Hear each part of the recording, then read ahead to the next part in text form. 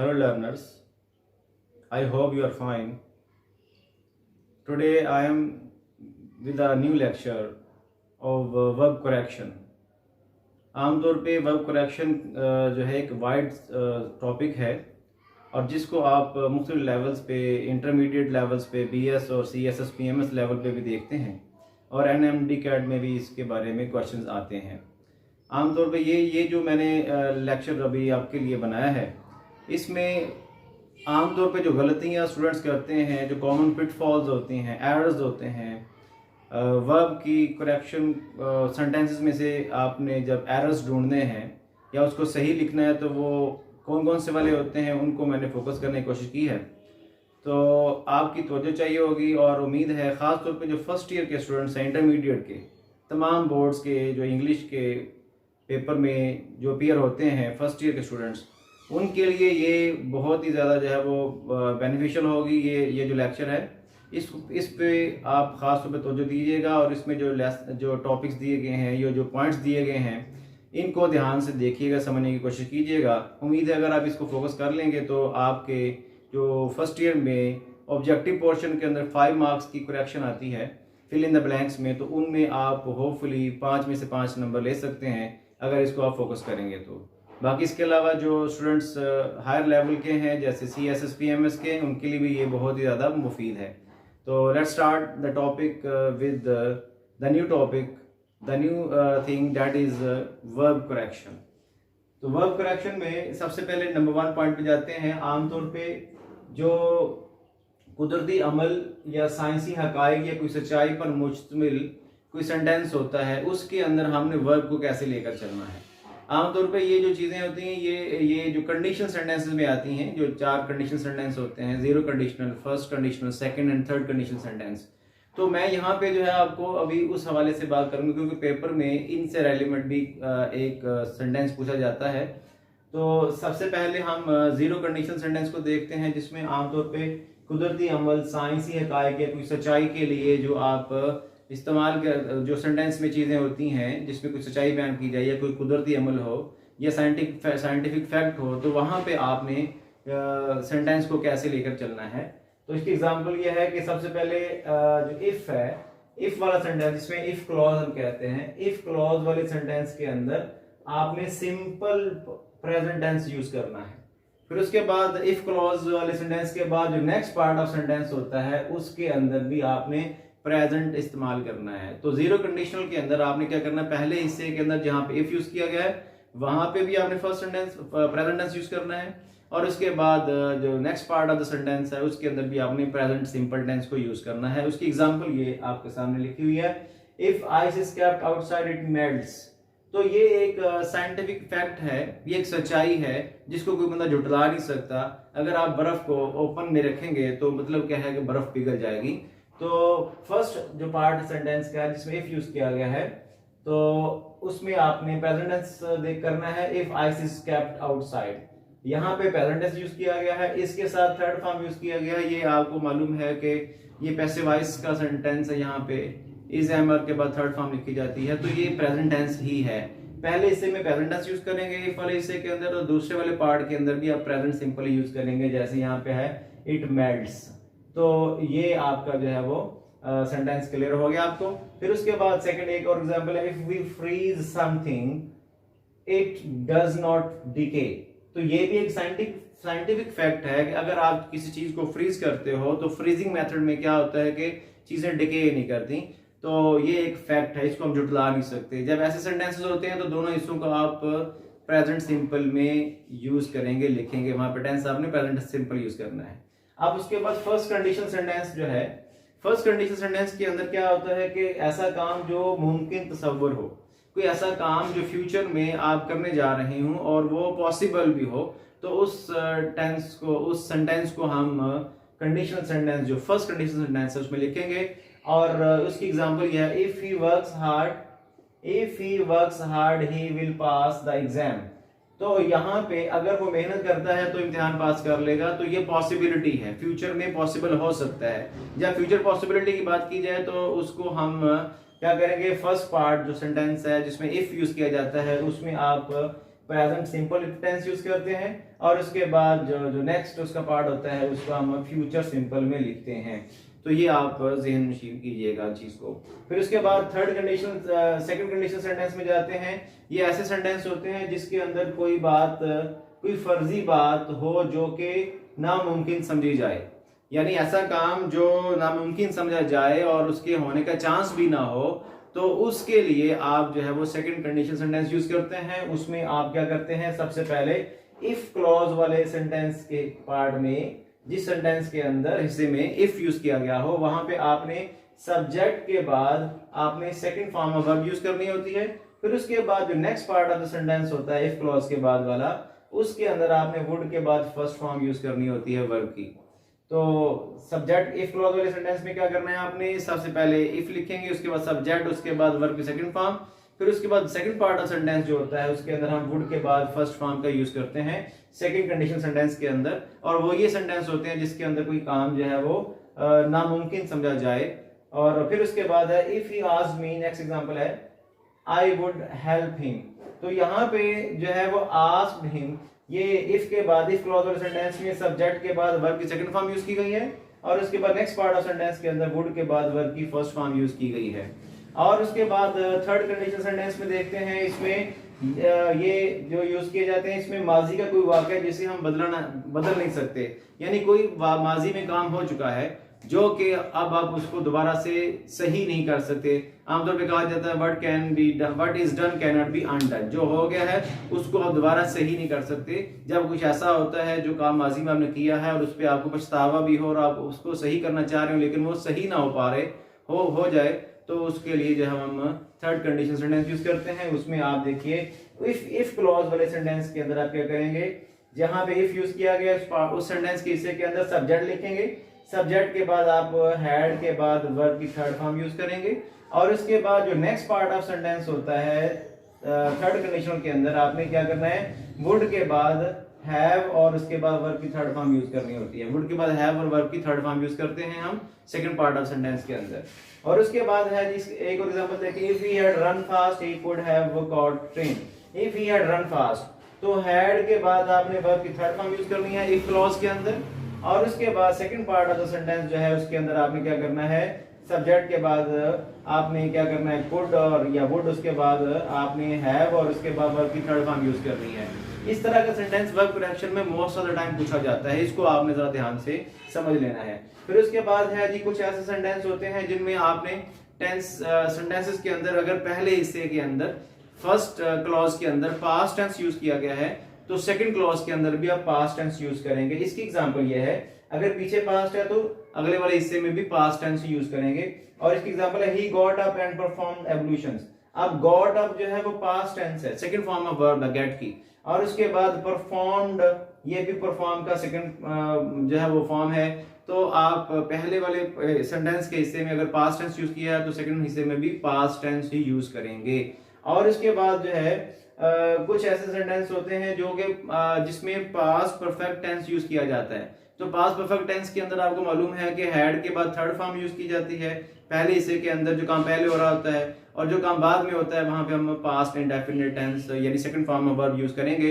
उसको आप देख लें, इसकी एग्जांपल है द पेशेंट हैड डाइड। अब ये काम पहले हो गया है, पेशेंट हैड डाइड, मरीज मर चुका। बिफोर द डॉक्टर केम, मतलब डॉक्टर के आने से पहले मरीज मर गया। तो जो काम पहले हो परफेक्ट टेंस के अंदर पास्ट परफेक्ट में हम क्या करते हैं, वहां पे हम हैड के बाद थर्ड फॉर्म यूज करते हैं, और जो सेकंड पार्ट जो बाद में काम हो रहा होता है उसको हम सिंपल पास्ट इंडेफिनिट में लिखते हैं। और जैसे यहाँ पे डॉक्टर केम यहाँ पे second simple past indefinite tense है।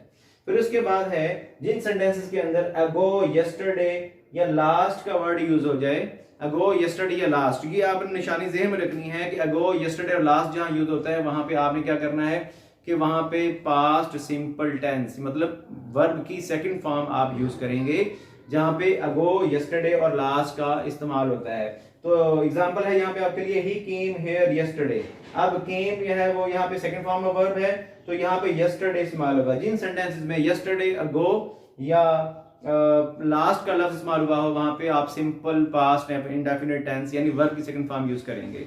फिर उसके बाद नेक्स्ट कुछ और रूल्स हैं जहां पे बेयर इंफिनिटिव इस्तेमाल हो जाए। बेयर इंफिनिटिव क्या होते हैं, जहां पे वर्ब की फर्स्ट फॉर्म को टू के बगैर हम लिखते हैं, TO2 के बगैर लिखते हैं, वो बेयर इंफिनिटिव होते हैं। और ये बेयर इंफिनिटिव कुछ मैंने यहाँ लिखे हुए हैं आपको समझाने के लिए, जैसे डेयर है, let, make, feel, watch, bid, need.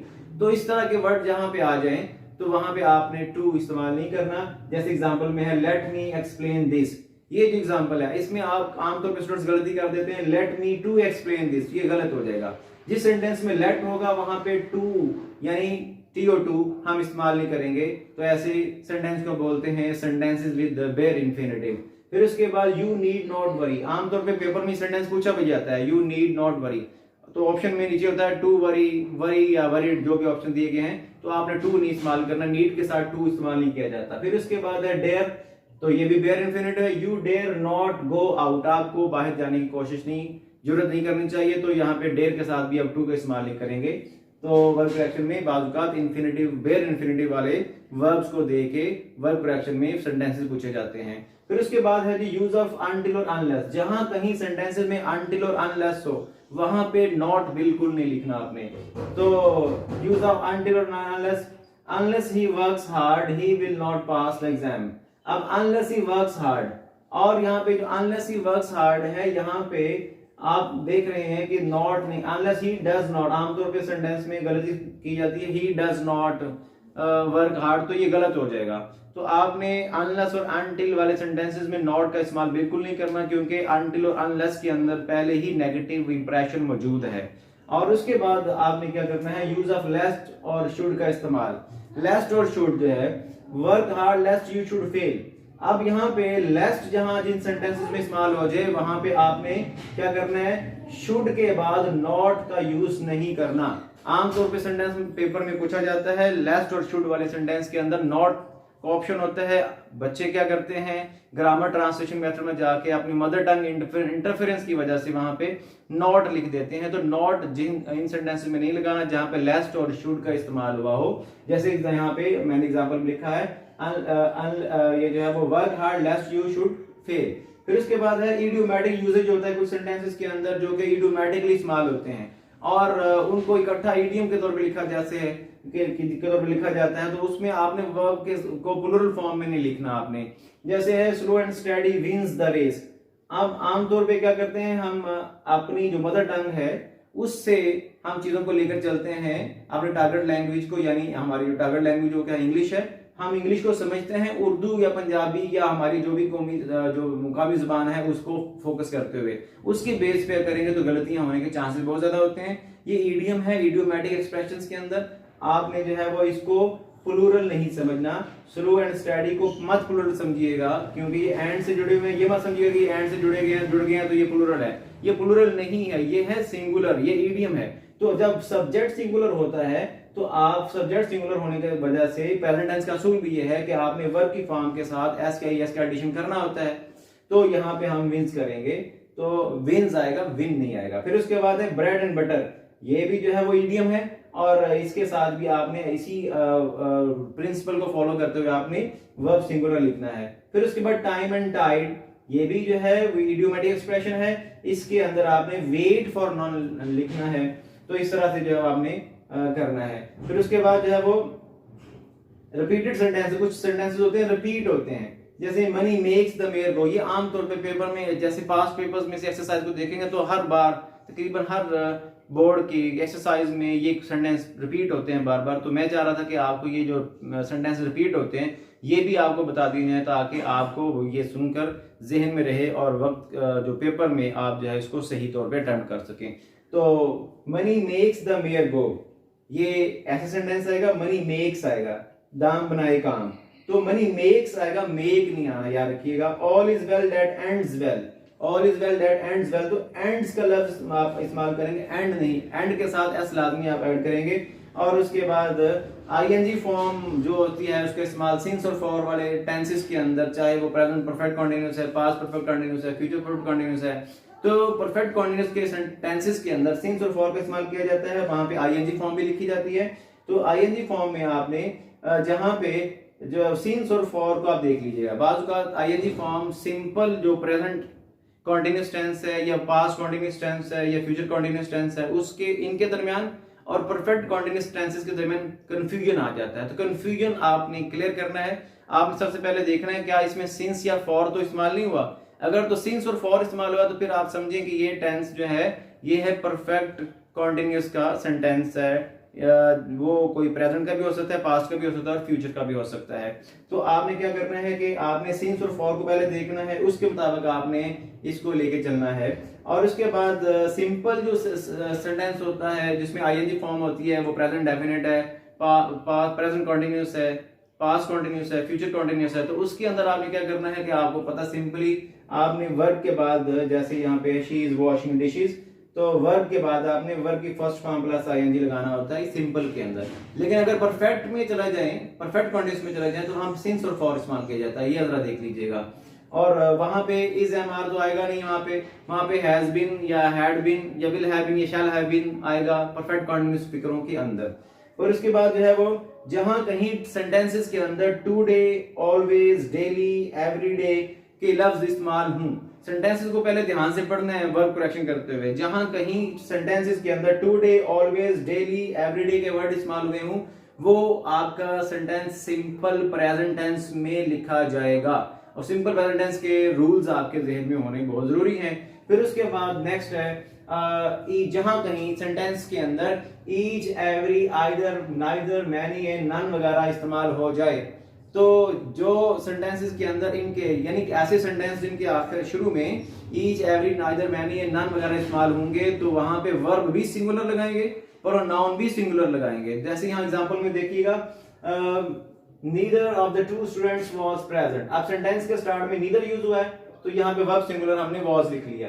फिर मैनी ए स्टूडेंट्स, अब मैनी ए जो है आपने ये सब्जेक्ट को नहीं देखना कि ये प्लूरल लिखा हुआ है। आपने जहां कहीं सेंटेंसेस के स्टार्ट में नीदर या either, many, none, each, every इस्तेमाल हो जाए तो वहां पे वर्ब भी सिंगुलर लगाएंगे पर नाउन भी सिंगुलर लगाएंगे। तो यहाँ पे सेंटेंस में स्टार्ट में मैनी है, नीदर इस्तेमाल हुआ है तो यहाँ हम फेल, सेकंड सेंटेंस में मैनी के बाद फेल का वर्ब सिंगुलर यूज करेंगे। नीदर वाले सेंटेंस के अंदर वहां पे हमने वाज सिंगुलर यूज किया है। फिर उसके बाद मॉडल वर्ब जो होते हैं वो होते हैं can, could, would, should, may, might जो है ये मॉडल वर्ब्स हैं। तो इनके बाद आपने वर्ब की हमेशा फर्स्ट फॉर्म यूज करनी होती है। He can lift this table, अब कैन के बाद वर्ब की फर्स्ट फॉर्म, शुड के बाद भी वर्ब की फर्स्ट फॉर्म। तो जिन सेंटेंसेस में can, could, would, should, may, might इस्तेमाल हूं वहां पे उन सेंटेंसेस में वर्ब की पहली फॉर्म ही हमेशा यूज की जाती है। इसको आप ज़हन नशीन कीजिएगा। फिर उसके बाद है यूनिवर्सल ट्रूथ वाले सेंटेंसेस के अंदर आपने क्या करना है, चाहे पिछले हिस्से के अंदर, पहले हिस्से के अंदर सेंटेंस में पास्ट टेंस यूज किया गया है, लेकिन आपने जो second part of the sentence है उसके अंदर आपने प्रेजेंट टेंस ही यूज करना है, क्योंकि ये यूनिवर्सल ट्रूथ है। यूनिवर्सल ट्रूथ वाले फिक्रों को हम चेंज नहीं कर सकते, तो उसको सेम टेंस में हम रखेंगे। चाहे पहले वाले में पास्ट है, लेकिन आपने यूनिवर्सल ट्रूथ वाले सेंटेंस के अंदर जो हिस्सा होता है उसके अंदर आपने वो प्रेजेंट टेंस यूज करना है। जैसे यहाँ पे है the teacher said honesty the best policy, ये यूनिवर्सल ट्रूथ है। पिछले हिस्से में तो पास्ट टेंस यूज किया गया है, लेकिन ये यूनिवर्सल ट्रूथ वाला जो सेंटेंस है इसके अंदर हम टेंस चेंज नहीं करेंगे, ये प्रेजेंट ही रहेगा। फिर उसके बाद I was told that earth is round, तो यहाँ पिछले हिस्से में तो पास्ट है, लेकिन जहां जो यूनिवर्सल ट्रूथ वाला सेंटेंस है वहां पे हमने क्या करना है, वर्ब सिंगुलर, वर्ब जो है वो प्रेजेंट के एतबार से ही हम लिखेंगे। तो जैसे यहाँ पे अर्थ इज राउंड, ये ऐसे ही रहेगा, इसको चेंज नहीं करेंगे। यूनिवर्सल ट्रूथ के अंदर second part of the sentence में वर्ब को चेंज नहीं करते, वहां पे हम उसको प्रेजेंट में ही लिखते हैं। फिर उसके बाद है जिन सेंटेंसेस में आमतौर पे पेपर में एक सेंटेंस ये पूछा जाता है, यूनिवर्सल ट्रूथ वाला सेंटेंस पूछा जाता है, फिर उसके बाद कंडीशन सेंटेंस वाला पूछा जाता है, फिर उसके बाद आपको जो है वो यस्टरडे, अगोर, लास्ट वाला पूछा जाता है सेंटेंस। फिर उसके बाद जो है वो आपको वुड, दैट, एज इफ वाले जो सेंटेंस पूछे जाते हैं। तो पेपर में जो 3 से 4 सेंटेंस जो वो तकरीबन रूल्स के मुताबिक रिपीट होते हैं हर साल, तो आप इनको फोकस करना है खासतौर पे। याद रखिएगा कि जहां कहीं सेंटेंस में एज इफ, एज दो और वुड, दैट इस्तेमाल हुए हों तो वहां पे चाहे सब्जेक्ट सेंटेंस में कोई भी है, सेंटेंस में सब्जेक्ट चाहे आपका दे है, यू है, वी है, प्लूरल है, सिंगुलर है, he, she, it, I, we, you, they, जो भी है, तो आपने वहां पे क्या करना है, वर्ब वहां पे वर यूज करना है। तो जैसे यहाँ पे he thinks as if he were, आमतौर पे तो रूल ये है कि ही के बाद तो वॉज आता है, लेकिन इन सेंटेंसेस में जहां एज इफ, एज दो और वुड डैट इस्तेमाल हुआ हो वहां पे आपने सिर्फ वर ही यूज करना है, चाहे पीछे सब्जेक्ट कोई भी है। नेक्स्ट एग्जांपल है would that I were a prime minister. अब would that I were a prime minister, तो वुड डैट यहाँ पे ख्वाहिश के साथ किया गया है, तो ऐसे सेंटेंस जहां पे वुड डैट का इस्तेमाल किया जाए वहां पे आपने सब्जेक्ट के बाद वर ही यूज करना है। तो आई के बाद आमतौर पे तो वाज आता है, लेकिन यहाँ इन सेंटेंसेस में आपने वर यूज करना है, ठीक है जी। एज इफ, एज दो, वुड डैट के बाद आप हमेशा वर यूज करेंगे, चाहे पीछे सब्जेक्ट कोई भी है। फिर उसके बाद है सब्जेक्ट एग्रीमेंट वाले सेंटेंसेस। कौन से वाले होते हैं? अगर आपके सब्जेक्ट सेंटेंस के अंदर आपका सब्जेक्ट सिंगुलर है तो वर्ब भी सिंगुलर आएगा, अगर सब्जेक्ट प्लूरल है तो वर्ब भी प्लूरल का आएगा। तो ऐसी चीज को हम बोलते हैं सब्जेक्ट वर्ब एग्रीमेंट। तो यहां एग्जांपल देखिए, ये देखो फॉर एग्जांपल चाइल्ड इज और क्राइंग। अब देखिए चाइल्ड सिंगुलर है तो इसके साथ वर्ब, सब्जेक्ट सिंगुलर है तो इसके एग्रीमेंट में वर्ब भी तो सिंगुलर आएगा, सब्जेक्ट सिंगुलर है तो वर्ब भी सिंगुलर आएगा, तो यहाँ पे इज आएगा बजाय आर के। फिर अगर यहाँ होता चिल्ड्रन तो तब ये प्लूरल हो जाना था, तो वहां पे हमने वर्ब प्लूरल का लिखना था सब्जेक्ट के मुताबिक। Students are making a noise. अब स्टूडेंट्स ज्यादा हैं, स्टूडेंट्स ज्यादा होने की वजह से ये सब्जेक्ट हमारा प्लूरल फॉर्म में है, सब्जेक्ट प्लूरल फॉर्म में होगा तो उसके बाद हमारा वर्ब भी प्लूरल में ही यूज होगा, इसलिए यहाँ पे students are making a noise. फिर उसके बाद कुछ ऐसे जो एडजेक्टिव होते हैं जैसे रिच है, पुअर है, नीडी है, ब्लाइंड है, ये एडजेक्टिव हैं। जब इन एडजेक्टिव्स को हम आर्टिकल लिख के आर्टिकल दी लगा देते हैं तो फिर ये सिंगुलर फॉर्म में नहीं बल्कि ये क्लास, एक ग्रो की शक्ल में बन जाते हैं, ये प्लूरल फॉर्म में आ जाते हैं। तो जब कभी ऐसा हो रिच के साथ आर्टिकल दी लिखा होता है रिच, पुअर के साथ अगर आर्टिकल दी लगा के द पुअर बनाया जाए तो वहां पे हम जब क्या करेंगे, आपने क्या करना है, इसको प्लूरल फॉर्म में देख कर जाना है। जैसे the needy are helped by the rich, अब द नीडी मतलब प्लूरल फॉर्म में आ गया, यहाँ वर्ब प्लूरल आएगा। फिर उसके बाद द रिच, ये भी प्लूरल फॉर्म में इस्तेमाल किए जाएंगे। और उसके बाद पुअर के साथ जो है वो आर्टिकल दी लिखा है तो ये प्लूरल फॉर्म में आएगा, इसके साथ वर्ब भी हमने क्या करना है, प्लूरल का लगाना है। तो आज के लेक्चर में ये कुछ चंद आपके साथ रूल्स थे जो मैंने डिस्कस करने थे वर्ब करेक्शन के हवाले से। उम्मीद है आपको इसकी समझ आ गई होगी। जहां कहीं प्रॉब्लम होगा आपको समझने में तो आप मुझे कमेंट बॉक्स में पूछ सकते हैं। और इसके अलावा एक और लेक्चर जो है आपके लिए जो है वो हमने तैयार किया है। 1 या 2 लेक्चर और होंगे जो कि वर्ब करेक्शन में आमतौर पर जो गलतियां होती हैं उनको आप पहचानने में के काबिल हो जाएंगे और इस तरह से आप पेपर में अच्छे नंबर हासिल कर सकेंगे। और आज के लेक्चर में यही है। आखिर में जाते हुए ये कहूंगा कि आप मेरे चैनल को सब्सक्राइब भी करें और बेल आइकन को दबाइए और सब्सक्राइब भी कीजिए ताकि आप को जो है वो नए से नए अच्छे से अच्छे इंफॉर्मेटिव लेक्चर जो है वो मिलते रहें। अस्सलाम वालेकुम।